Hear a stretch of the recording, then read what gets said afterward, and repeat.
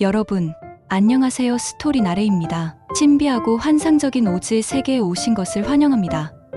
오늘부터 저와 함께 도로시와 그녀의 친구들이 펼치는 놀라운 모험을 떠나보실 텐데요. 평범한 소녀 도로시가 갑작스러운 회오리 바람에 휩쓸려 전혀 다른 세계, 오즈에 도착하게 됩니다.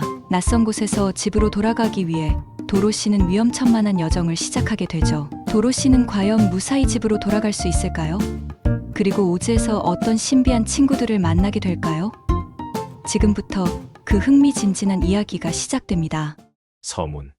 모든 어린이들은 환상적이고 신기하고 아주 비현실적인 이야기들에 대한 건전하고 본능적인 사랑을 가지고 있기 때문에 모든 시대를 통해 어린 시절엔 민담이나 전설, 신화와 동화가 따라다닌다. 그림 형제와 안데르센 이야기에 나오는 날개 달린 요정들은 어린이들의 마음에 다른 모든 인간의 창조물보다 더 큰 행복감을 가져다 준다. 하지만 오랜 옛날의 동화들은 여러 세대를 거쳐오면서 지금은 어린이 도서관에서 역사로 분류되고 있다. 또한 공포심을 통해 도덕성을 조성하고자 하는 저자들에 의해 정형화된 정령, 난쟁이, 요정들이 제거되고 무시무시하고 소름 돋는 사건들이 가득한 새로운 놀라운 이야기들이 나오는 시대가 되었다. 현대의 교육은 교훈을 주려고 하고 있다. 그래서 현대의 아이들은 그 놀라운 이야기 속에서 오직 여흥만을 찾을 뿐이며 유쾌하지 못한 사건들은 기꺼이 생략해버린다. 이런 생각에 기초하여 오즈의 위대한 마법사 이야기는 오로지 오늘날의 아이들이 즐길 수 있도록 썼다. 이를 통해 경이로움과 즐거움이 지속되고 괴로움과 악몽이 사라지게 하는 현대적인 동화가 계속되기를 열망한다. 프랭크 바움. 1900년 4월 시카고에서.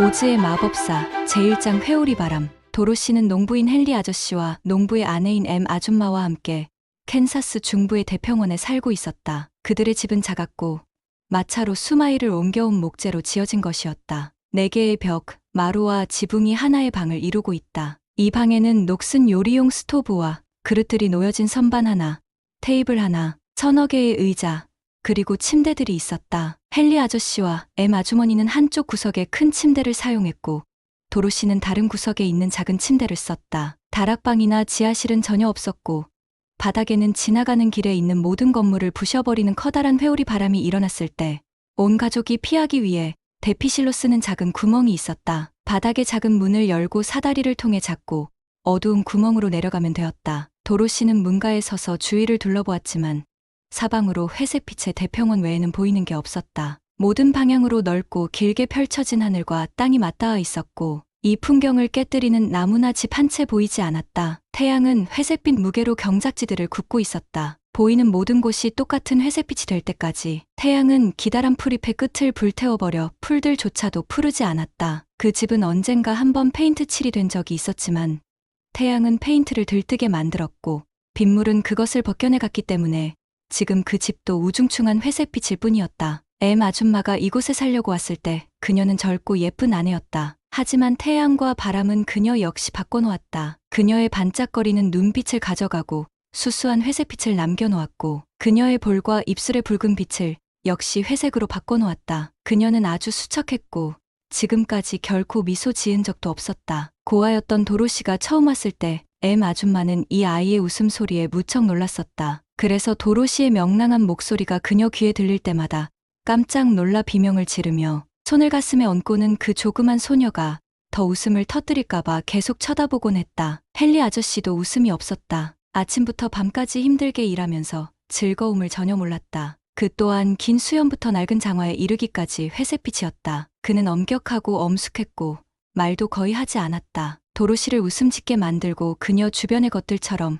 회색빛으로 변해가는 것을 막아준 것은 바로 토토였다. 토토는 회색빛이 아니었다. 토토는 긴 은빛 털과 그의 재미나게 생긴 아주 조그만 코 옆에서 명랑하게 반짝거리는 작고 검은 눈을 가진 조그만 검은색 강아지였다. 토토는 도로시와 함께 온종일 뛰어다니며 놀았기 때문에 그녀는 토토를 아주 사랑했다. 하지만 오늘 그들은 함께 놀지 못했다. 헨리 아저씨가 문가에 앉아 평소보다 더 회색빛을 띠는 하늘을 걱정스럽게 살피고 있었다. 도로시도 역시 토토를 팔에 안고 문가에 서서 함께 하늘을 쳐다보았다. 엠 아줌마는 설거지를 하는 중이었다. 저 멀리 북쪽에서부터 들려오는 바람의 낮은 흐느낌과 함께 헨리 아저씨와 도로시는 풀들이 몸을 낮게 숙이고 물결치는 것을 보았다. 남쪽으로부터는 날카로운 휘파람 소리를 내며 바람이 불었고 그들이 그쪽으로 눈길을 돌리자 그 방향에서도 역시 풀들이 물결치는 것을 볼 수 있었다. 갑자기 헨리 아저씨가 일어섰다.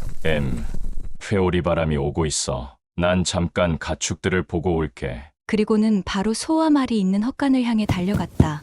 아줌마는 하던 일을 멈추고 문가로 나왔다. 그녀는 한눈에 위험이 눈앞에 왔다는 것을 알았다. 그녀는 소리쳤다. 빨리 도로시 지하실로 달려가. 그러자 토토가 도로시의 팔에서 뛰쳐나와 침대 밑에 숨었고 도로시는 토토를 잡으러 쫓아갔다. 몹시 놀란 아줌마는 바닥에 있는 문을 열고 잡고 어두운 구멍 속으로 사다리를 내려갔다. 도로시는 마침내 토토를 잡아 아줌마를 따라가기 시작했다. 도로시가 방을 반쯤 가로질러 갈 때 바람이 내는 커다란 비명소리가 들렸고 집이 심하게 흔들려서 발을 헛디디며 바닥에 주저앉게 되었다. 그때 이상한 일이 벌어졌다. 집이 두세 번 빙그르르 돌더니 공중으로 천천히 올라가기 시작했다. 도로시는 풍선을 타고 올라가는 것처럼 느껴졌다. 북쪽과 남쪽에서 불어온 바람이 집이 서 있던 자리에서 만나 정확히 회오리의 중심을 만든 것이었다. 회오리 바람의 중심은 고요했으나 사방에서 몰려오는 바람의 엄청난 압력으로 인해 집은 회오리 바람의 꼭대기까지 더욱더 높이 솟아올랐다. 도로시의 집은 회오리 바람의 꼭대기에 머물면서 마치 깃털이 날아가듯이 멀리, 점점 더 멀리 날아갔다. 매우 어두웠고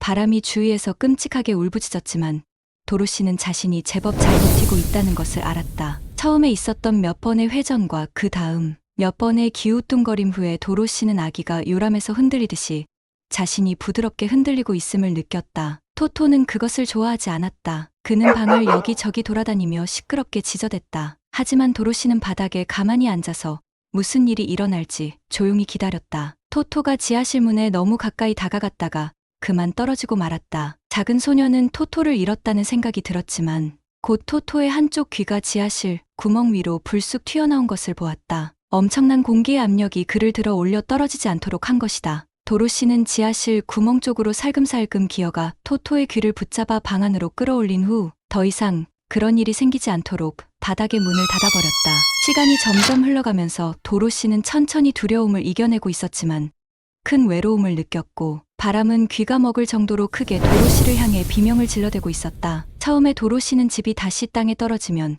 자기도 산산조각이 나지 않을까 생각했다. 하지만 시간이 지나고 끔찍한 일이 더 이상 일어나지 않자 도로시는 걱정하는 것을 멈추고 조용히 기다리면서 다음에 무슨 일이 일어날지 지켜보기로 결심했다. 도로시는 자신의 침대를 향해 흔들거리는 바닥을 기어가서 거기에 누웠고 토토도 도로시를 쫓아와서 그녀 옆에 같이 누웠다. 집이 흔들거리고 바람은 소리치고 있었지만 도로시는 곧 눈을 감고 잠이 들었다.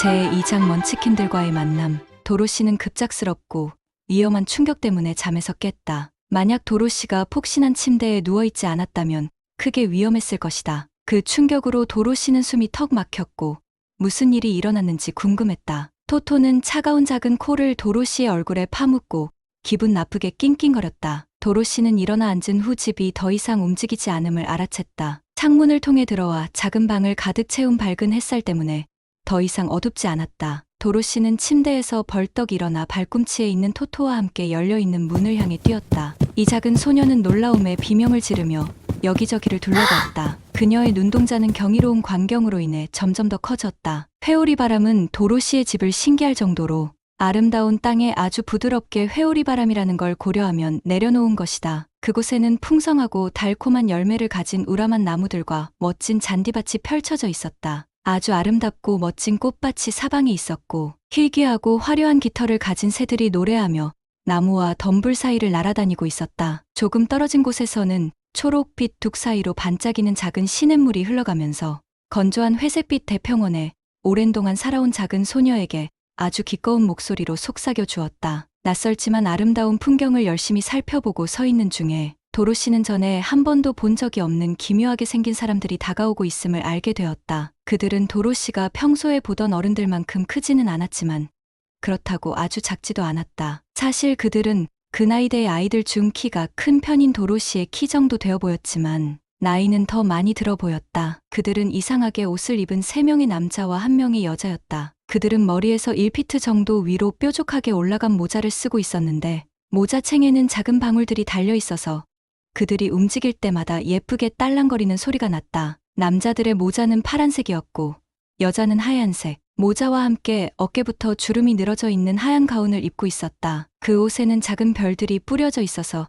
햇빛에 다이아몬드처럼 반짝였다. 남자들은 모자와 같은 색인 파란 옷을 입었고 역시 파란색에 잘 닦여 반짝거리는 부츠를 신고 있었다. 도로시가 생각하기에 남자들은 헨리 아저씨 정도의 나이였고 그중 2명은 수염을 기르고 있었다. 하지만 조그만 여자는 의심할 여지가 없이 더 나이 들어 보였다. 그녀의 얼굴에는 주름살이 가득했고 머리칼은 거의 흰색이었으며 좀 뻣뻣하게 걸었다. 그들이 집 가까이 다가왔을 때 도로시는 문가에 서 있었다. 그들은 걸음을 멈추더니 더 다가오기가 겁이 나는 듯이 서로 속삭였다. 하지만 조그만 노파는 도로시에게 곧장 걸어와서 깎듯이 인사를 하고는 달콤한 목소리로 말했다. 가장 고귀한 마법사여, 먼치킨들의 나라에 오신 것을 환영합니다. 저희는 동쪽의 악한 마녀를 죽이고 우리를 속박에서 자유케 해주신 당신께 진심으로 감사를 드립니다. 도로시는 이 말을 들으면서 이상한 생각이 들었다. 저 작은 여인이 자기를 마법사라고 부르고 동쪽의 악한 마녀를 죽였다고 하는 게 진심은 아니겠지. 도로시는 회오리 바람에 의해 집에서 수마일을 옮겨진 아무 잘못도 없고 해로울 것이 없는 작은 소녀였다. 그리고 그녀는 이제까지 한 번도 무엇을 죽여본 적이 없었다. 하지만 그 여자는 분명하게 도로시의 대답을 기다리고 있었다. 그래서 도로시는 주저하면서 말했다. 친절히 대해주셔서 감사합니다. 하지만 뭔가 오해가 있는 것 같아요. 난 아무것도 죽이지 않았어요. 조그만 여인이 웃으며 대답했다. 당신의 집이 그랬지만 어쨌든 같은 거죠. 보세요. 그녀는 집의 한 모퉁이를 가리키며 계속해서 말했다. 저기 나무 기둥 아래로 악한 마녀의 2 발이 튀어나와 있네요. 도로시는 그것을 보고 깜짝 놀라서 작은 비명을 질렀다. 거기에는 정말로 집 모퉁이의 커다란 기둥 밑에 끝이 뾰족한 은색 구두를 신은 2 발이 불쑥 튀어나와 있었다. 어머나, 어머나. 도로시는 당황하여 2 손을 마주 잡고 소리쳤다. 집이 그녀 위에 떨어졌나 봐요. 우린 어쩌죠? 아무것도 하지 않아도 돼요. 라고 그 작은 여인은 조용히 말했다. 도로시가 물었다. 하지만 그녀는 누군가요? 작은 여인이 대답했다. 그녀는 내가 말했듯이 동쪽의 악한 마녀예요. 그녀는 오랫동안 모든 먼치킨들을 속박하고 밤낮으로 일하는 노예로 부려먹었어요. 이제 그들은 모두 자유가 됐고, 그래서 당신이 하신 일에 감사드려요. 도로시가 물었다. 먼치킨은 누구인가요? 그들은 악한 마녀가 다스리던 동쪽 땅에 사는 사람들이에요. 당신도 먼치킨인가요? 아니요. 나는 그들의 친구예요. 비록 북쪽 땅에 살고 있지만 동쪽 마녀가 죽은 것을 본 먼치킨들이 재빠른 메신저를 저에게 보내서 즉시 온 것이죠. 나는 북쪽 마녀예요. 도로시는 소리쳤다. 오, 이럴 수가. 당신 진짜 마녀예요? 작은 여인이 대답했다. 네, 정말 그래요. 하지만 나는 좋은 마녀이고 사람들이 나를 좋아하죠. 난 여기를 다스리던 악한 마녀만큼 강하지 못해요. 만약 그랬다면 내가 이 사람들을 자유롭게 해주었겠지만 도로시는 진짜 마녀를 마주 대하고 있다는 것에 반쯤 두려워하면서 말했다. 하지만 저는 모든 마녀들은 사악하다고 생각했어요. 오, 아니에요. 그건 정말 큰 오해입니다. 오지에는 오직 4명의 마녀가 있는데 남쪽과 북쪽에 사는 2명은 모두 착한 마녀예요. 내가 바로 그 중 하나이기 때문에 이건 사실이에요. 동쪽과 서쪽에 살고 있는 2 마녀는 정말 사악한 마녀들이죠. 하지만 지금 당신이 그들 중 하나를 죽였으니 이제 오지의 나쁜 마녀는 서쪽에 사는 마녀뿐이네요.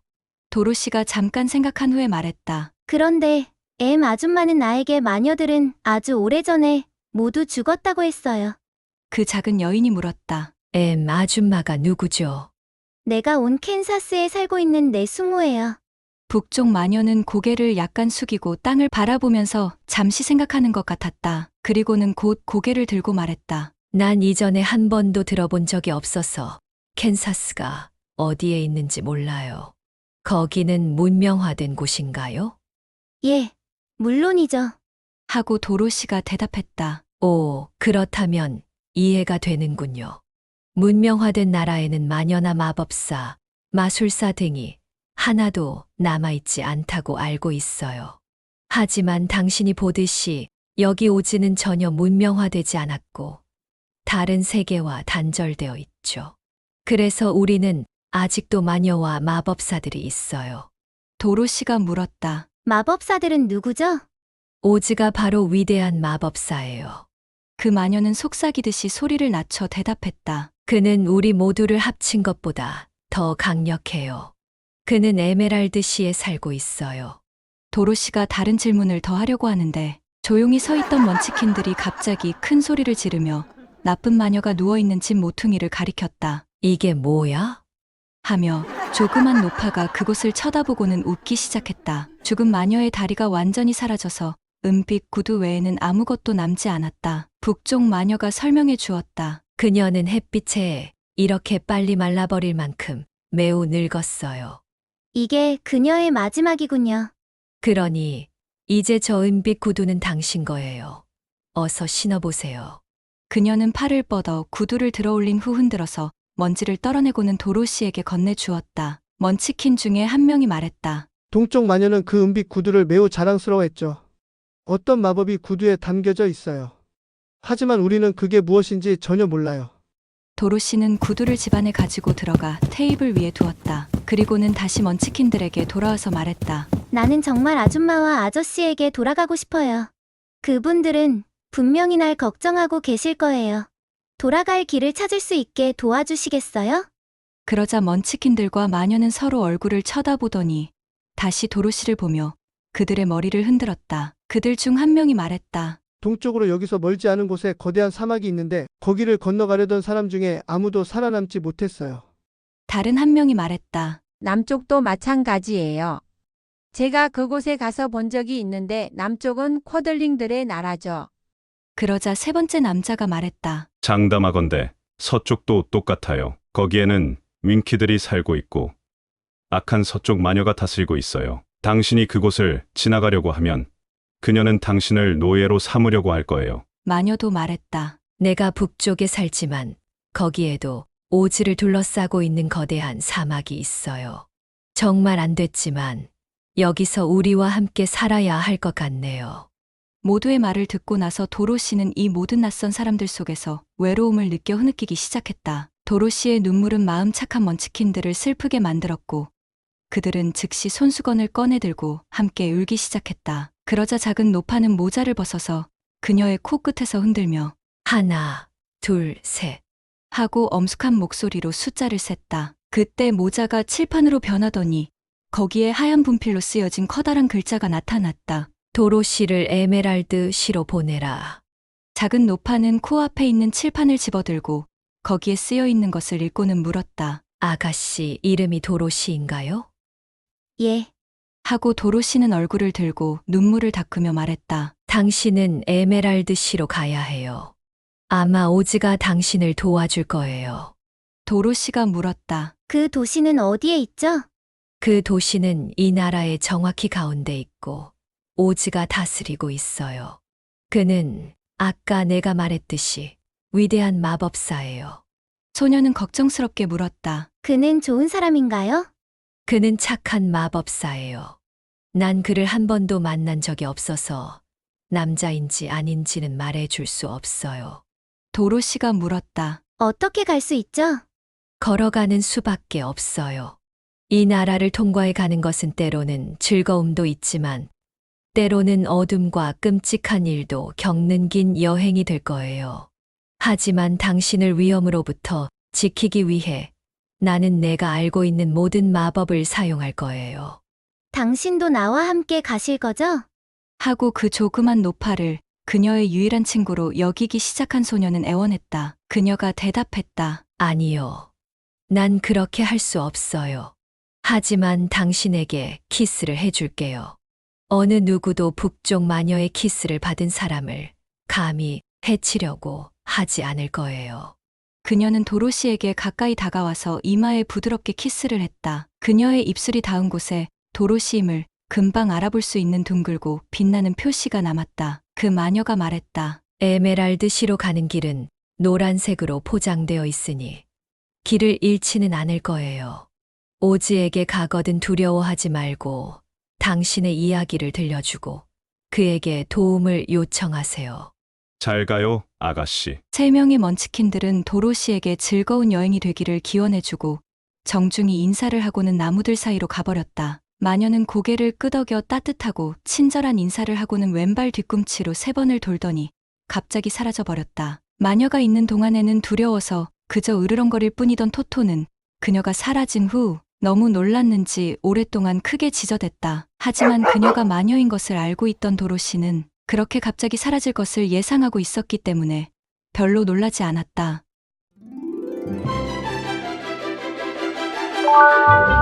제3장 도로시는 어떻게 허수아비를 구했나. 혼자 남겨지자 배고픔을 느끼기 시작했다. 그래서 부엌으로 가서 빵을 조금 잘라 버터를 발라서 먹고 토토에게도 나눠주었다. 그리고는 선반에서 들통을 꺼내 들고 조그만 개울가로 가져가 반짝이는 맑은 물을 담았다. 토토는 나무들이 있는 곳으로 달려가 새들이 앉아있는 가지를 향해 지저댔다. 도로시는 토토를 데리러 갔다가 나뭇가지에 정말 맛있게 생긴 열매들이 달려있는 것을 보고는 몇 개를 따서 아침으로 먹으면 좋겠다고 생각했다. 집으로 돌아온 도로시는 토토와 함께 시원하고 깨끗한 물을 기분 좋게 마시고 난 후 에메랄드 시로 여행을 떠나기 위한 준비를 하였다. 도로시는 단 한 벌의 여벌 옷을 가지고 있었는데 때마침 세탁이 되어 침대 옆에 못에 걸려 있었다. 그 옷은 하얀색과 파란색의 체크 무늬가 있는 깅엄 드레스였는데 여러 번 빨래를 해서 파란색은 약간 흐릿해졌지만 여전히 예쁜 드레스였다. 도로시는 정성스럽게 몸을 씻고 깨끗한 깅엄 드레스를 입고 머리에 챙이 넓은 핑크색 모자를 썼다. 빵을 채워넣고 흰 천으로 덮은 작은 바구니를 들었다. 그 후에 자기 발을 내려다보고 신발이 얼마나 낡고 오래되었는지 깨닫고는 신경이 쓰였다. 도로시가 말했다. 이 신발은 분명히 긴 여행을 견디지 못할 거야, 토토.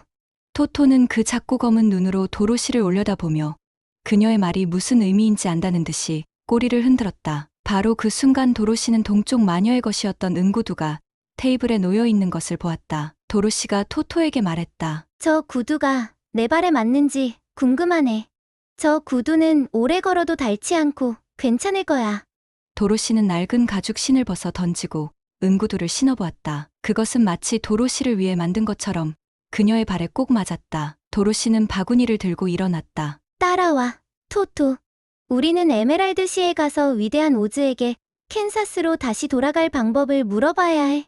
도로시는 문을 닫고 잠근 후 열쇠를 드레스 주머니에 조심스럽게 넣었다. 그리고는 자기 뒤에서 총총걸음으로 따라오는 토토와 함께 그녀의 여행을 시작했다. 근처에 몇 개의 길이 있었지만 오래 걸리지 않아서 노란 벽돌로 포장된 길을 찾았다. 잠깐 사이에 도로시는 에메랄드 시를 향해 힘차게 걸어가고 있었고 그녀의 은구두는 노란색 도로 위에서 즐겁게 또각거리고 있었다. 태양은 밝게 빛나고 새들은 아름답게 노래하고 있었다. 그래서 자신이 살던 곳으로부터 먼 곳으로 떨어져 나와 갑자기 낯선 땅 한가운데 던져진 작은 소녀가 느꼈을 거라고 당신이 생각한 것만큼 도로시는 기분이 나쁘지 않았다. 도로시는 걸어가는 동안 자기 주변 풍경이 너무나 예뻐서 놀랐다. 길 옆에는 앙증맞게 파란색으로 색칠된 깔끔한 울타리가 있었고 그 뒤쪽에는 곡식과 채소가 풍성하게 자라고 있는 들판이 펼쳐져 있었다. 먼치킨들은 훌륭한 농부들임이 분명했다. 잠시 후 도로시는 어떤 집 앞을 지나게 되었는데 그 집에 사는 사람들은 도로시를 보러 나와 그녀에게 정중히 인사를 했다. 모든 사람들이 도로시가 악한 마녀를 죽이고 그들을 속박에서 풀어준 것을 알고 있는 것 같았다. 먼치킨들의 집은 이상하게 생긴 주택이었는데 둥그런 모양의 지붕은 큰 돔으로 덮여 있었다. 이 동쪽 나라에서는 파란색을 가장 좋아하는 듯이 모든 집들이 파란색으로 칠해져 있었다. 저녁 무렵 도로시는 오랫동안 걸어서 피곤해지자 어디서 밤을 보내야 할지 고민하기 시작했다. 그녀는 다른 집들보다 큰 어떤 집을 향해 갔다. 집 앞에 푸른 잔디 위에서 많은 남녀가 춤을 추고 있었다. 5명의 연주자가 아주 크게 연주를 하고 사람들은 웃으며 노래하고 그 옆에 커다란 테이블에는 맛있는 과일과 파이, 케이크, 그 외 먹음직한 것들이 가득 있었다. 사람들은 도로시를 반갑게 맞이하며 저녁 식사에 초대하고 자기들과 함께 밤을 지내고 가라고 했다. 여기는 먼치킨들 중에 부자인 한 사람의 집이었는데 그의 친구들이 모여서 악한 마녀의 속박으로부터 자유롭게 된 것을 축하하는 중이었다. 도로시는 보크라는 이름의 부자 먼치킨이 옆에서 직접 시중을 들어주어 마음껏 저녁을 먹었다. 저녁 식사 후에는 안락의자에 앉아서 사람들이 춤추는 것을 구경했다. 보크가 그녀의 응구두를 보더니 당신은 위대한 마법사인 게 분명해요. 라고 말했다. 왜 그렇게 생각하세요? 하고 도로시는 물었다. 당신이 악한 마녀를 죽이고 그녀의 응구두를 신고 있기 때문이죠. 게다가 당신은 하얀 드레스를 입고 있죠. 마녀와 마법사만이 흰색 옷을 입어요. 그러자 도로시가 옷에 주름을 펴면서 말했다. 내 드레스는 파란색과 흰색이 섞인 체크무늬예요. 보크가 말했다. 그렇게 입고 계시니 정말 고맙습니다. 파란색은 먼치킨의 색이고 하얀색은 마녀의 색이죠. 그래서 우리는 당신이 우리에게 우호적인 마녀라는 걸 알았어요. 도로시는 모든 사람들이 자기를 마녀로 생각하는 것에 대해 어떻게 말해야 할지 몰랐다. 그녀는 자신이 단지 회오리 바람에 의해 낯선 땅에 오게 될 기회를 가진 평범한 작은 소녀일 뿐임을 너무나 잘 알았기 때문이다. 도로시가 피곤해하자 보크는 그녀를 집 안으로 데리고 가서 예쁜 침대가 있는 방을 주었다. 파란 천으로 만들어진 침대 시트 안에서 도로시는 아침까지 단잠을 잤다. 토토도 그녀 옆에 있는 파란 양탄자 위에 몸을 둥글게 말고 잠이 들었다. 도로시는 아침을 배불리 먹은 후에 아주 조그만 먼치킨 아기가 토토의 꼬리를 잡아당기고 환성을 지르고 크게 웃으며 토토와 함께 노는 것을 보면서 아주 즐거워했다. 토토는 개를 한 번도 본 적이 없는 이곳의 모든 사람들에게 아주 좋은 호기심의 대상이었다. 도로시가 물었다. 에메랄드 씨는 여기서 얼마나 먼가요? 보크가 진지한 목소리로 말했다. 그곳에 한 번도 가본 적이 없기 때문에 저도 잘 몰라요. 오즈에게 볼 일이 없다면 가능한 오즈로부터 떨어져 있는 게 좋거든요. 하지만 에메랄드 시로 가는 길은 여러 날이 걸리는 꽤 먼 길입니다. 이 나라는 부유하고 즐거운 곳이지만 당신이 목적지에 도달하기 위해서는 힘들고 위험한 곳을 지나야만 할 거예요. 이 말에 도로시는 약간 걱정을 했지만 위대한 오즈만이 그녀가 캔사스로 돌아가는 것을 도와줄 수 있다는 것을 알기 때문에 발길을 돌리지 않겠다고 굳게 결심했다. 그녀는 친구들에게 작별을 고하고 노란 벽돌길을 다시 걷기 시작했다. 몇 마일 정도를 걷고 난 후 도로시는 잠시 쉬기로 결정했다. 그리고는 길 옆에 있는 울타리에 올라가 앉았다. 울타리 뒤쪽으로는 굉장히 넓은 옥수수 밭이 있었고 멀지 않은 곳에 익어가는 옥수수를 새들로부터 지키기 위해 장대 높이 걸려있는 허수아비를 보았다. 도로시는 손으로 턱을 받치고 앉아 그 허수아비를 주의 깊게 바라보았다. 허수아비의 머리는 작은 자루에 지푸라기를 채워넣고 얼굴을 나타내기 위해 눈, 코, 입을 그려넣은 것이었다. 아마도 어떤 먼치킨의 것이었을 오래된 뾰족한 파란 모자가 머리에 얹어져 있었다. 또 역시 속에 지푸라기를 채워넣은 낡고 새파란 파란 옷을 입고 있었다. 발에는 이곳의 모든 사람들이 그렇듯이 오래된 파란 부츠를 신고 있었다. 등 쪽에 장대가 꽂혀 있어서 몸 전체가 옥수수 줄기보다 더 위로 올라와 있었다. 도로시가 괴상하게 그려진 허수아비의 얼굴을 뚫어져라 쳐다보고 있는데 허수아비의 눈 중에 하나가 천천히 그녀에게 윙크를 하는 바람에 깜짝 놀랐다. 캔사스에 있는 허수아비들은 윙크를 한 적이 한 번도 없기 때문에 처음에 도로시는 자신이 잘 못 본 것이라고 생각했다. 하지만 곧 그 허수아비는 고개를 끄덕여 그녀에게 인사를 했다. 도로시는 곧바로 울타리에서 뛰어내려와 그곳으로 걸어갔고 토토는 장대 주위를 빙빙 돌며 지저댔다. 안녕. 허수아비가 약간 쉰 목소리로 말했다. 말할 수 있어? 소녀는 놀란 목소리로 물었다. 허수아비가 대답했다. 물론이지. 반가워. 도로시는 정중하게 대답했다. 나도 반가워. 허수아비가 웃음을 지으며 말했다. 새들을 겁줘서 쫓아내기 위해 밤낮으로 여기 서 있는 것은 정말 지겨운 일이야. 도로시가 물었다. 거기서 내려올 수 없어? 이 장대가 내 등에 꽂혀 있기 때문에 내려갈 수가 없어. 내가 이 장대에서 나를 빼준다면 정말 고맙겠는데. 도로시는 팔을 쭉 뻗어 그것을 장대에서 들어올렸다. 지푸라기로 채워져 있어서 그런지 아주 가벼웠다. 땅바닥에 놓여지자 허수아비가 말했다. 정말 고마워. 마치 새 사람이 된 것 같아. 도로시는 지푸라기 사람이 말을 하고 인사를 하고 자기 옆에 서 있는 이 상황에 어리둥절했다. 허수아비는 기지개를 켜고 하품을 하면서 물었다. 너는 누구니? 어디로 가는 중이야? 내 이름은 도로시야. 그리고 위대한 오즈에게 나를 캔사스로 돌려보내달라고 부탁하려고 에메랄드 시로 가는 중이야. 그가 물었다. 에메랄드 씨는 어디에 있는 거지? 그리고 오즈는 누군데? 도로시는 놀라서 되물었다. 아니, 넌 모르고 있는 거야? 그가 슬픈 목소리로 대답했다. 응. 정말 몰라. 난 아는 게 하나도 없어. 너도 보다시피 난 지푸라기로 채워져 있어서 뇌가 전혀 없거든. 오, 정말 미안해. 허수아비가 물었다. 만약 내가 너와 함께 에메랄드 씨에 가면 오즈가 나에게 뇌를 줄까? 도로시가 대답했다. 알 수 없지. 하지만 내가 좋다면 나와 같이 가도 돼. 만약 오즈가 너에게 뇌를 주지 않는다고 해도 너는 지금보다 더 나빠질 건 없을 거야. 그래. 그게 사실이야. 하고 그는 목소리를 낮춰 은밀히 말했다. 난 내 몸과 팔, 다리가 지푸라기로 채워진 것에는 별로 신경 쓰지 않아. 왜냐하면 난 다치지 않기 때문이지. 만약 누군가 내 발가락을 밟거나 핀으로 나를 찌르더라도 난 그것을 느끼지 못하기 때문에 문제가 되지 않아. 하지만 난 사람들이 나를 바보라고 부르는 것은 싫어. 만약 내 머릿속에 지푸라기 대신 너처럼 뇌가 있다면 어떻게 그걸 모를 수가 있겠어? 소녀는 그에게 정말 미안해하며 말했다. 내가 어떻게 느끼는지 알겠어. 내가 만약 나와 함께 간다면 오즈가 너에게 할 수 있는 모든 것을 해달라고 그에게 부탁할게. 고마워. 그들은 다시 길로 돌아갔다. 도로시는 허수아비가 울타리를 넘도록 도왔다. 그들은 에메랄드 씨를 향해 노란 벽돌길을 함께 걷기 시작했다. 토토는 처음에 이 새로운 동행자가 마음에 들지 않았다. 토토는 허수아비의 주위를 뱅뱅 돌며 마치 지푸라기 속에 쥐들의 둥지라도 숨겨져 있다는 듯이 냄새를 맡고 종종 차갑게 으르렁댔다. 도로시는 새 친구에게 말했다. 토토는 신경 쓰지 마. 절대 물지 않아.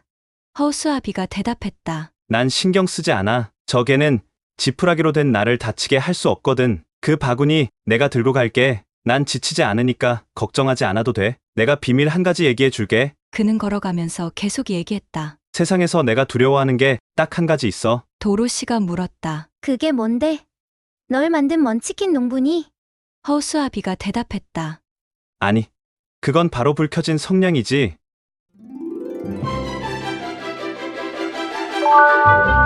제4장 숲을 지나는 길. 몇 시간이 지나자 길이 험해지기 시작했고 걷기가 점점 어려워졌다. 길이 고르지 않았기 때문에 종종 허수아비는 튀어나온 돌에 걸려 휘청거렸다. 때때로 포장된 벽돌들이 깨지거나 통째로 없어진 곳에 구멍이 나 있어 토토는 풀쩍 뛰어넘어갔고 도로시는 옆으로 돌아서 걸었다. 하지만 뇌가 없어서 그런지 몰라도 허수아비는 항상 똑바로 곧장 걸었기 때문에 발이 구멍에 빠져 길 위에 큰 대자로 넘어졌다. 그래도 허수아비는 다치지 않았다. 도로시가 그를 들어 올려 다시 일어서도록 도와주면 허수아비는 자신의 작은 사고에 대해 즐겁게 웃어대며 다시 걸었다. 주변의 밭은 그들이 지나온 곳에 비하면 매우 황폐해져 있었다. 그곳은 집과 나무들도 훨씬 적었고 가면 갈수록 풍경은 더 메마르고 쓸쓸해졌다. 정오쯤 그들은 작은 개울이 보이는 길가에 앉았다. 도로시는 바구니에서 빵을 꺼냈다. 그녀는 허수아비에게 빵 한 조각을 건넸지만 그는 사양했다. 난 절대 배고프지 않아. 내 입은 단지 그려진 것이라서 잘 된 일이지.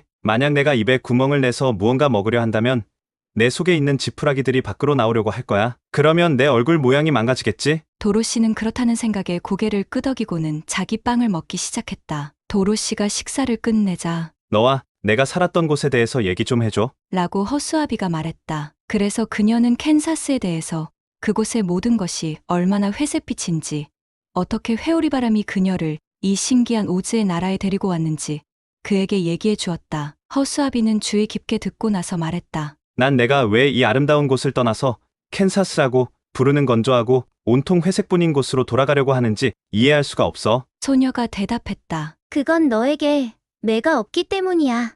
우리 고향이 음울하고 회색빛인 건 상관없어. 우리 사람들의 몸과 피는 다른 어떤 곳보다 고향에 살아야 해. 비록 여기가 정말 아름다운 곳이지만 우리 집과 같을 수는 없어.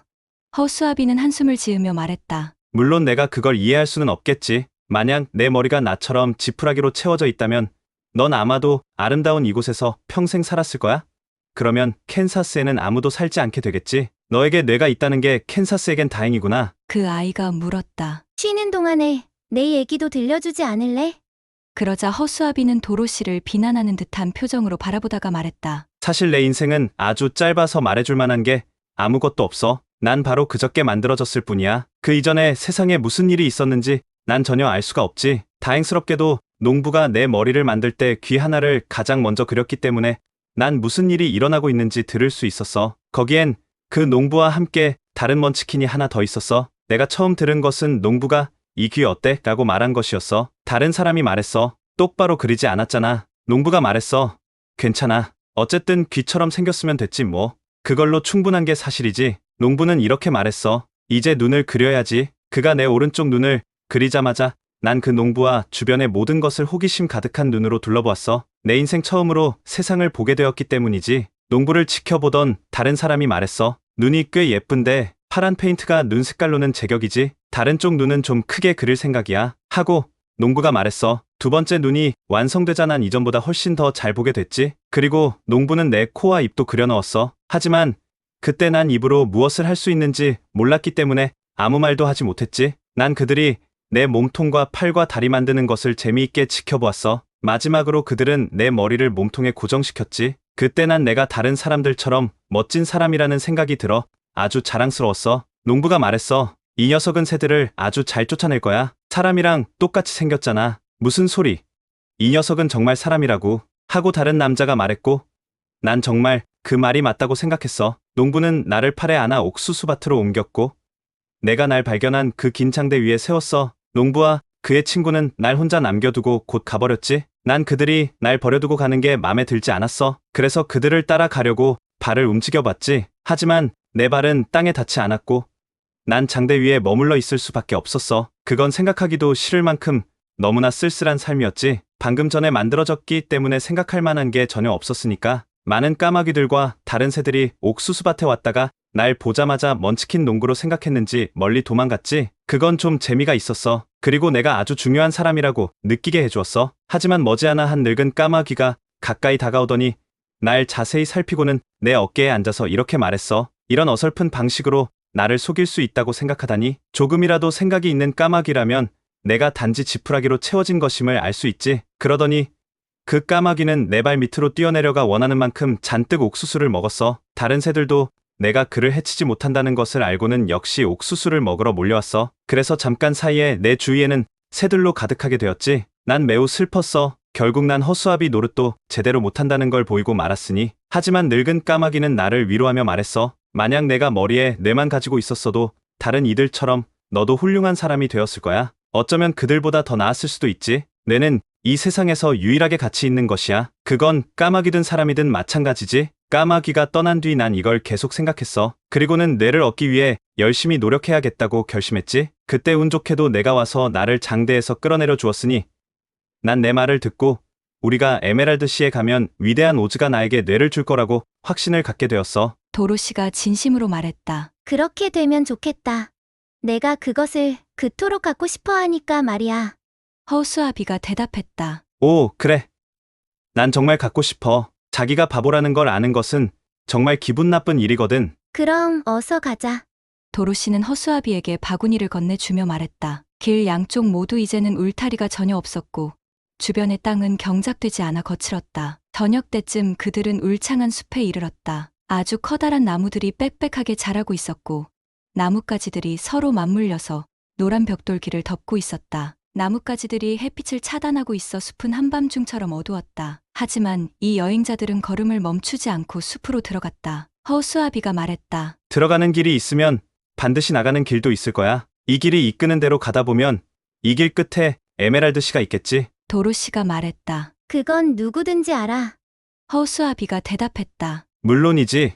그래서 나도 아는 거야. 만약 그걸 알아내는데 내가 필요하다면 난 절대 그렇게 얘기하지 못했을 거야. 1시간쯤 지나자 햇빛은 완전히 사라졌고 그들은 어둠 속에서 비틀거리며 걷고 있었다. 도로시는 전혀 앞을 볼 수 없었지만 개들이 그렇듯이 토토는 어둠 속에서도 잘 볼 수 있었다. 허수아비는 자기가 지금도 나처럼 잘 보인다고 말했다. 그래서 도로시는 허수아비의 팔을 잡고 간신히 걸어갈 수 있었다. 만약 집이나 우리가 밤을 지낼 수 있을 만한 장소를 보게 되면 나에게 말해줘. 어둠 속에서 걷는 것은 정말 힘들어. 잠시 후 허수아비가 멈춰 섰다. 우리 오른쪽으로 작은 오두막집을 봤어. 통나무와 나뭇가지로 만든 집이야. 우리 거기로 갈까? 그래. 난 정말 지쳤어. 그래서 허수아비는 도로시를 이끌고 빽빽한 나무들 사이를 지나 오두막집에 이르렀다. 집에 들어가자 도로시는 한쪽 구석에 마른 잎으로 만든 침대가 놓인 것을 발견했다. 그녀는 바로 침대로 쓰러지더니 토토와 함께 곧 깊은 잠에 빠져들었다. 하지만 절대 지치지 않는 허수아비는 다른 구석에 서서 아침이 밝아오기를 조용히 기다렸다.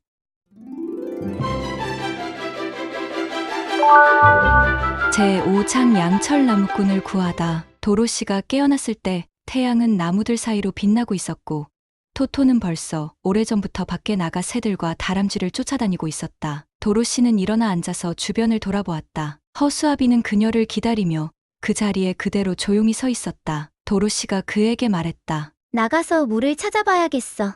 허수아비가 물었다. 물이 왜 필요한데? 먼 길을 걸어오느라 더러워진 얼굴을 깨끗이 씻기 위해서도 필요하고 또 마시기도 해야 해. 그래야 딱딱한 빵 때문에 목이 메지 않을 거야.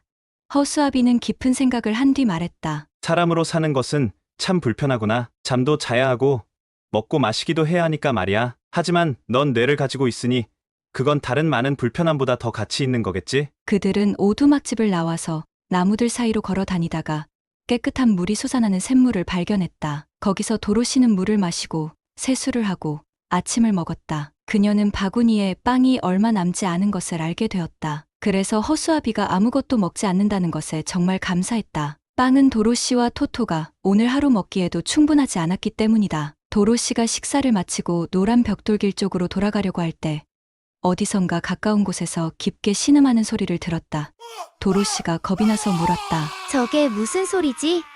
허수아비가 대답했다. 난 상상을 할 수 없는 걸. 하지만 가서 보면 알겠지. 바로 그때 다시 신음소리가 그들 귀에 들렸는데 그 소리는 그들 뒤쪽에서 나는 것 같았다. 그들이 돌아서서 숲속으로 몇 발자국 걸어갔을 때 도로시는 나무들 사이로 쏟아지는 햇빛에 반사되어 뭔가 반짝이고 있는 것을 발견했다. 그녀는 그곳으로 달려가다가 갑자기 멈춰서서 놀라움에 비명을 질렀다. 거대한 나무 하나가 반쯤 베어져 있었고 그 옆에 몸 전체가 양철로 만들어진 사람이 손에 도끼를 치켜들고 서 있었다. 그의 머리와 팔과 다리는 모두 몸통에 연결되어 있었는데 꼼짝도 할 수 없는 듯 조금도 움직임이 없이 서 있었다. 도로시는 놀라움이 가득한 눈으로 그것과 보고 있었고 허수아비도 마찬가지였다. 하지만 토토는 사납게 지저대다가 양철 다리를 물었지만 이빨만 아플 뿐이었다. 도로시가 물었다. 당신이 신음소리를 냈나요?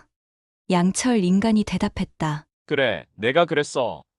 1년도 넘게 신음소리를 내고 있었지만 내 소리를 듣고 나를 도와주러 온 사람은 아무도 없었어. 내가 어떻게 도와줄까? 그 사람의 슬픈 목소리에 마음이 움직인 도로시는 상냥하게 물었다. 그가 대답했다. 기름통을 가져다가 내 연결 부위에 기름칠을 해줘. 너무 심하게 녹이 슬어서 난 전혀 움직일 수가 없어. 기름칠을 하고 나면 난 곧 다시 움직일 수 있을 거야. 내 오두막집 선반에서 기름통을 찾을 수 있을 거야. 도로시는 곧장 오두막집으로 달려가서 기름통을 찾아 다시 돌아왔다. 그리고는 어디에 기름칠을 하면 돼? 하고 걱정스러운 듯이 물었다. 양철 나무꾼이 대답했다. 우선 내 목에 기름칠을 해줘.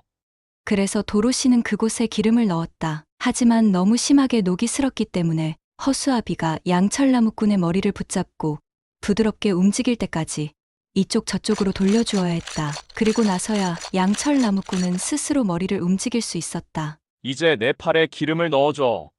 도로시는 양쪽 팔에 기름을 넣었고 허수아비는 새 것처럼 잘 움직일 때까지 조심스럽게 팔을 이리저리 구부렸다 폈다 해주었다. 양철 나무꾼은 만족스런 한숨을 내쉬더니 계속 들고 있던 도끼를 내려서 나무 옆에 기대어 놓았다. 그가 말했다. 아, 이제 정말 살 것 같아. 녹이 슬었을 때부터 저 도끼를 계속 공중에 들고 있었거든. 마침내 도끼를 내려놓을 수 있게 되어서 얼마나 기쁜지 몰라. 이제 내 다리에 기름을 쳐주면 나는 다시 이전처럼 멀쩡해질 거야. 그래서 그들은 양철 나무꾼의 다리에 기름을 쳐주었고 곧 그는 자유롭게 움직일 수 있게 되었다. 그는 자기를 도와준 것에 대해 계속해서 고맙다는 인사를 되풀이했다. 양철 나무꾼은 아주 예의 바르고 고마워할 줄 아는 사람이었다. 만약 너희들이 오지 않았다면 난 언제까지나 여기 서 있어야 했을 거야. 너희들은 정말 내 생명을 구했어. 그런데 어쩐 일로 여기까지 오게 된 거야? 도로시가 대답했다. 우리는 위대한 오즈를 만나러 에메랄드 시로 가는 길인데 하룻밤 지내기 위해서 내 오두막집에 머물게 된 거야. 그가 물었다. 왜 오즈를 만나려고 하는데? 도로시가 말했다. 나는 오즈에게 날 캔사스로 돌려보내달라고 부탁할 거고, 허수아비는 그의 머릿속에 뇌를 만들어 달라고 할 거야. 양철 나무꾼은 잠깐 곰곰이 생각하는 듯이 보였다. 그리고는 그가 말했다. 오즈가 나에게 심장을 줄 수 있을까? 도로시가 대답했다. 물론 그럴 수 있다고 생각해. 허수아비에게 뇌를 주는 것만큼 쉬운 일일 거야. 양철 나무꾼이 대답했다. 그래, 그럴 거야. 만약 내가 너희들과 함께 갈 수 있다면 나도 에메랄드 시에 가서 오즈에게 도와달라고 할 거야. 그럼 같이 가자. 허수아비가 기쁘게 말했다. 도로시도 그가 함께 간다면 정말 좋겠다고 덧붙였다. 그래서 양철 나무꾼은 도끼를 어깨에 메고 따라 나섰다. 그들은 노란 벽돌로 포장된 길 쪽으로 돌아가기 위해 숲속을 걸어갔다. 양철 나무꾼은 도로시에게 바구니에 기름통을 넣어 가도록 부탁했다. 만약 비를 맞게 되면 다시 녹이 슬지도 몰라. 그러면 기름통이 꼭 필요할 거야. 새 친구가 그들과 함께 하게 된 것은 정말 행운이었다. 왜냐하면 그들이 다시 여행을 시작하자마자 도저히 지나갈 수 없을 정도로 나무들이 울창하고 가지들이 길 위를 덮고 있는 곳에 이르렀기 때문이다. 하지만 양철 나무꾼은 그의 도끼로 나무들을 베어내기 시작했고 순식간에 모두가 함께 지나갈 수 있을 정도의 길을 만들었다. 도로시는 걷고 있는 동안 골똘히 생각에 잠겨 있느라 허수아비가 구덩이에 빠져 휘청거리다가 길 옆으로 굴러 넘어지는 것을 알아차리지 못했다. 허수아비는 일어설 수 있게 도와달라고 큰 소리로 도로시를 불러야만 했다. 양철 나무꾼이 물었다. 왜 너는 구덩이를 돌아서 가지 않니? 허수아비가 쾌활하게 대답했다. 난 잘 몰랐어. 너도 알다시피 내 머리는 지푸라기로 채워져 있잖아. 오즈에게 가서 뇌를 달라고 부탁하려는 이유가 바로 그 때문이야. 양철 나무꾼이 말했다. 아, 그렇구나. 하지만 뇌가 세상에서 가장 소중한 것은 아니야. 허수아비가 물었다. 그럼 넌 뇌를 가지고 있니? 양철 나무꾼이 대답했다. 아니, 내 머리는 완전히 텅 비어 있어. 그러나 한때는 나도 심장과 함께 뇌도 가지고 있었지. 둘 중 하나를 선택하라면 나는 심장을 더 갖고 싶어. 허수아비가 물었다. 왜 그렇게 생각하는데? 너희들에게 내 이야기를 들려줄게. 그럼 그 이유를 알게 될 거야. 그래서 그들이 숲을 지나는 동안 양철 나무꾼은 다음과 같은 이야기를 들려주었다. 나는 숲에서 나무를 베어다가 그걸 팔아서 살아가는 나무꾼의 아들로 태어났어. 어른이 되자 나 역시 나무꾼이 되었지. 아버지가 돌아가신 후 나는 늙으신 어머니를 돌보며 살았어. 어머니마저 돌아가신 후 혼자 살게 되자 난 결혼하기로 마음먹었지. 그러면 외롭지 않을 테니까. 아주 아름다운 먼치킨 아가씨가 한 명 있는데 난 곧 그녀를 온 마음으로 사랑하게 되었지. 그녀는 내가 그녀를 위해 좀 더 좋은 집을 지을 수 있을 만큼 돈을 모으면 나와 결혼하기로 약속해 주었고 난 그래서 이전보다 더 열심히 일했어. 그런데 그 아가씨는 늙은 어머니와 함께 살았는데 그녀는 자기 딸이 어느 누구와도 결혼하는 걸 원치 않았어. 그 노파는 매우 게을렀기 때문에 그 소녀가 자기 곁에 남아서 요리도 하고 집안일도 해주길 원했던 거지. 그래서 그 노파는 악한 동쪽 마녀를 찾아가서 만약 이 결혼을 못하게 막아주면 양 2마리와 소 1마리를 주겠다고 약속했어. 그러자 곧바로 악한 마녀는 내 도끼에 마법을 걸었어.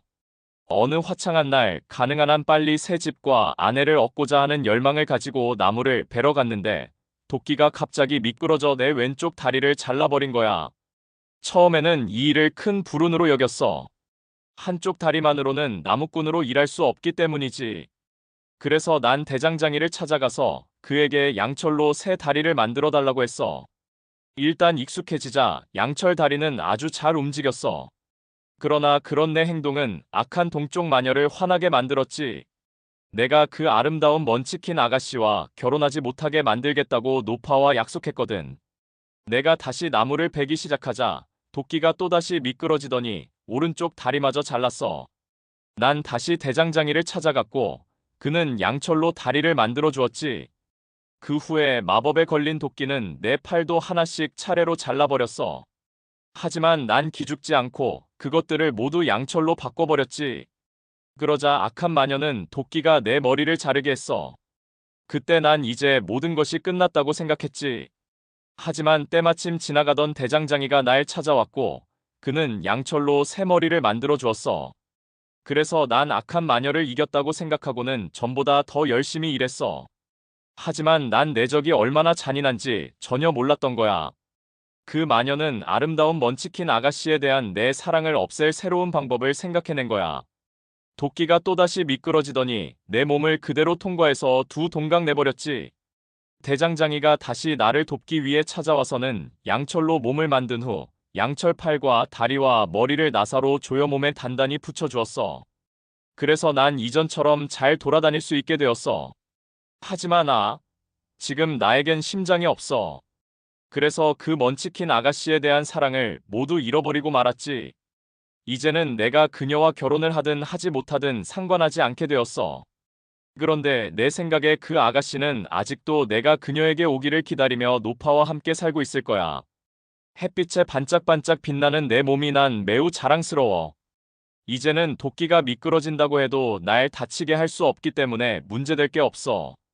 다만 딱 한 가지 두려운 것은 내 연결 부위가 녹쓰는 거야.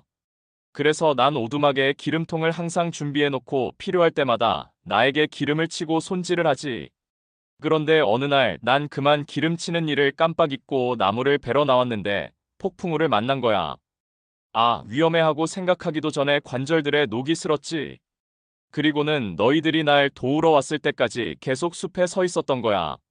그렇게 지내는 것은 정말 끔찍한 일이었어. 하지만 거의 1년 동안 거기에 서 있으면서 난 생각할 시간을 가졌고 내 가장 큰 손실은 심장을 잃게 된 것임을 알게 되었어. 사랑에 빠져 있는 동안 난 세상에서 가장 행복한 사람이었지. 하지만 심장이 없는 사람은 아무도 사랑을 할 수 없지. 그래서 난 오지에게 심장을 달라고 부탁하기로 마음먹었어. 만약 그가 그렇게 해준다면 난 먼치킨 아가씨를 다시 찾아가 그녀와 결혼할 거야. 도로시와 허수아비는 양철 나무꾼의 이야기를 아주 흥미롭게 들은 뒤 그가 왜 그렇게 새 심장을 갖고 싶어 하는지 이해할 수 있었다. 허수아비가 말했다. 그래도 역시 나는 심장 대신에 뇌를 달라고 할 거야. 바보는 심장을 가지게 된다고 해도 그것으로 무얼 할 수 있는지 알 수가 없거든. 양철 나무꾼이 대꾸했다. 난 심장을 가질 거야. 뇌만으로는 행복해질 수 없기 때문이지. 행복은 세상에서 가장 소중한 거야.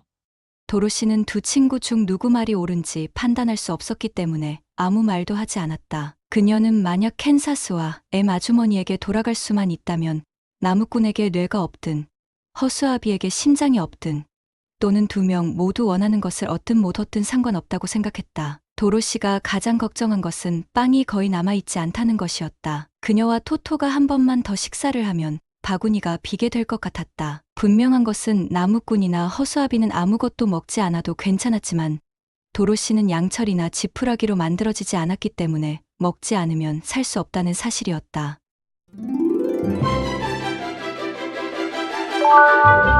제6창 겁쟁이 사자. 도로시와 친구들은 계속해서 울창한 숲속을 걸어가고 있었다. 길은 여전히 노란 벽돌로 포장되어 있었지만 나무에서 떨어진 마른 나뭇가지와 낙엽들이 쌓여 있어서 걷기가 불편했다.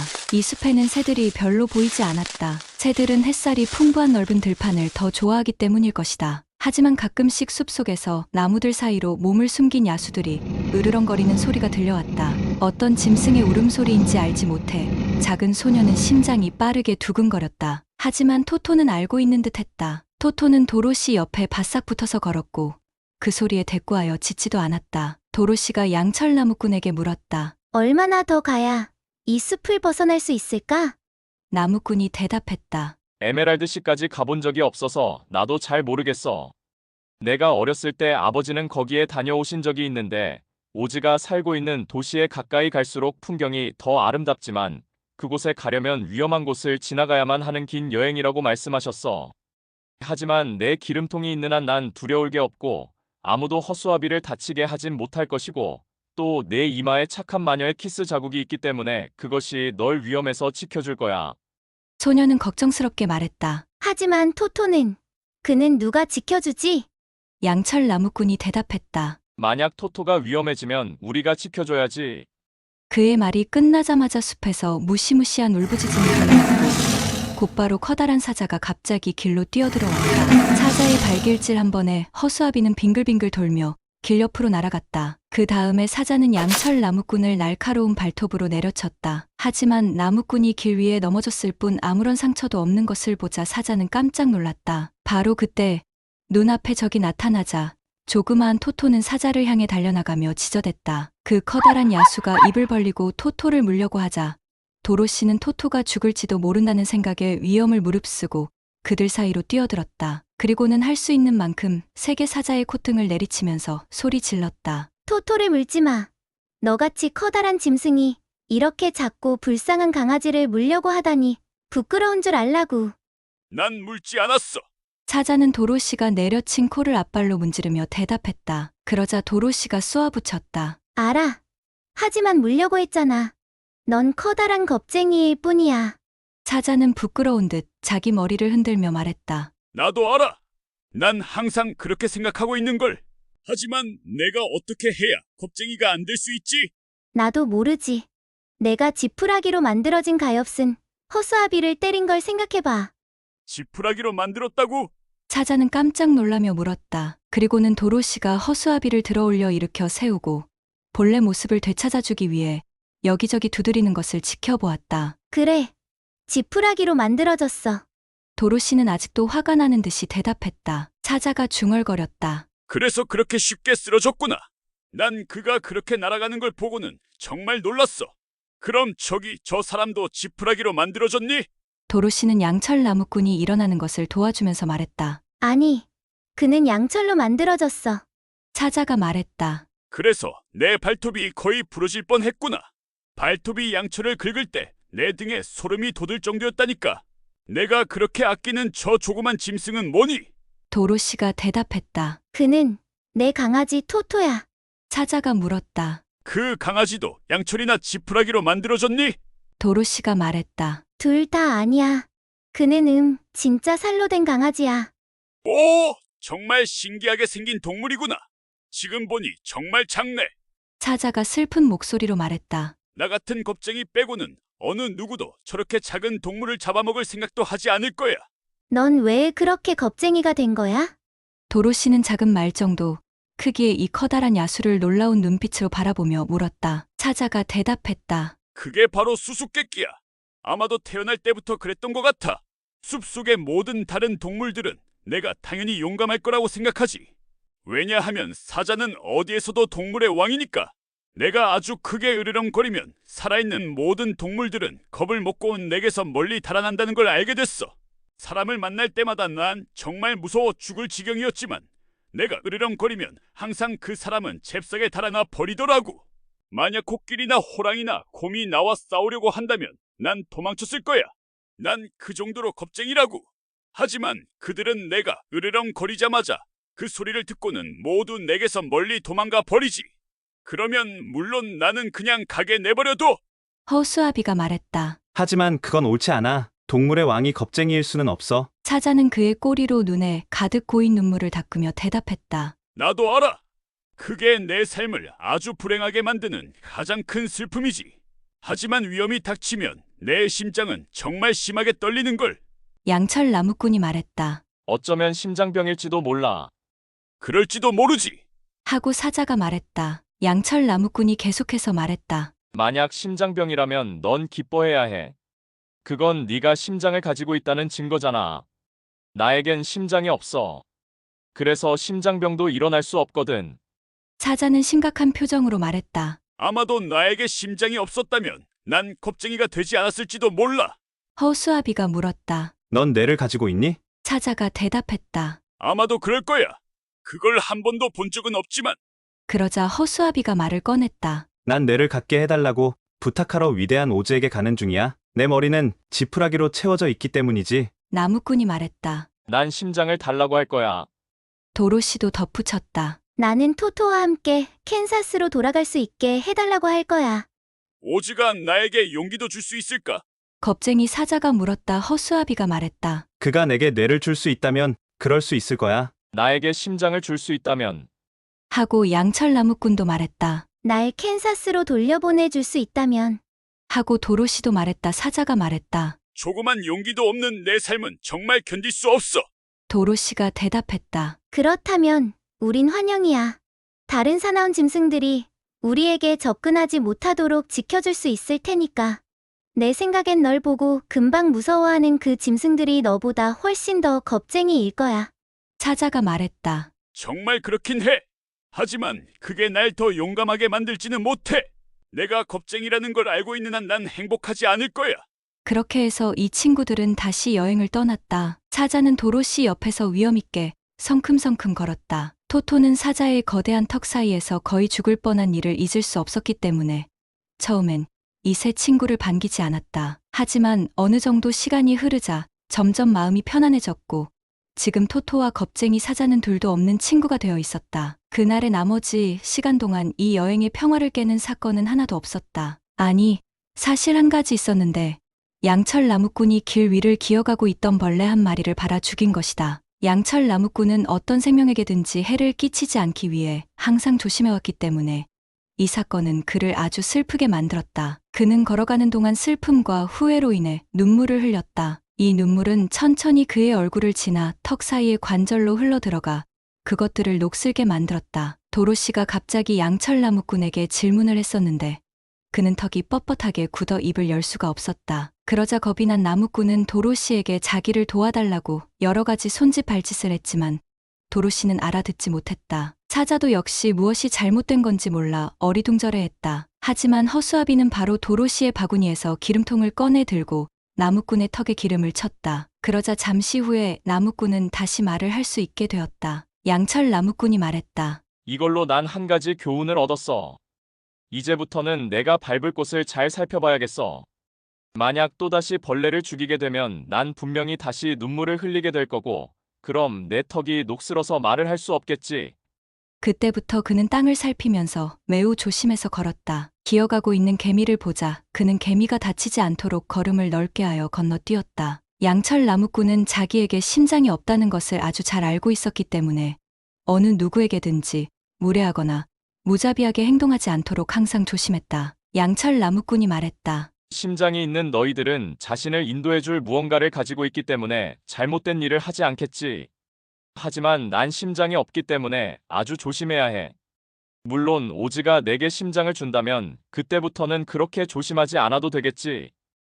도로시는 새로운 친구들을 만나며 길고도 특별한 여정의 첫걸음을 내디뎠습니다. 하지만 진짜 모험은 이제부터 시작이죠. 과연 이들이 소원을 이루기 위해 어떤 시련을 마주하게 될까요? 오즈의 마법사 2부에서 계속됩니다. 마음이 따뜻해졌다면 구독과 좋아요로 다음 이야기에도 함께 해주세요. 이야기는 계속됩니다. 스토리나래와 함께해요.